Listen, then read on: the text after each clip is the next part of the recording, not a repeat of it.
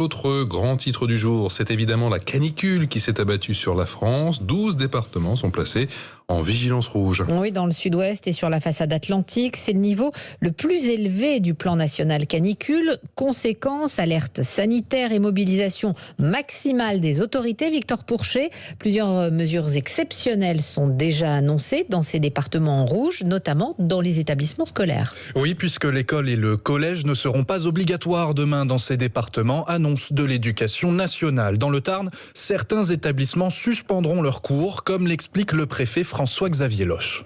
On a laissé la latitude aux maires, lorsque les conditions ne permettent pas de faire classe, de fermer les écoles. On avait déjà une dizaine d'écoles de fermer dans le département aujourd'hui. Ça sera sans doute beaucoup plus demain. Un accueil sera malgré tout assuré. D'autres consignes sont prévues. Vigilance accrue dans les EHPAD, travail le matin pour les ouvriers des chantiers publics. Il est aussi conseillé aux maires d'annuler les grands événements en extérieur. Et au-delà de ces actions, la population générale aussi doit prendre des mesures. Benoît Elbaut, directeur général de l'ARS de Nouvelle-Aquitaine. Même quand on n'est pas fragile, on peut avoir des problèmes de santé liés à cette chaleur. On ne fait pas d'efforts physiques extérieurs, même quand on est jeune et en bonne santé. C'est l'évanouissement assuré et surtout aussi un message particulier pour les nourrissons. Avoir des vaporisateurs d'eau pour aussi avoir un peu de fraîcheur pour l'enfant. On peut aussi lui faire prendre des bains, mais pas d'eau très froide. Et bien sûr, ne pas sortir les nourrissons quand il fait très chaud. Alors une mobilisation exceptionnelle pour une situation historique. Les températures n'ont pas été aussi élevées à cette période de l'année depuis 1947.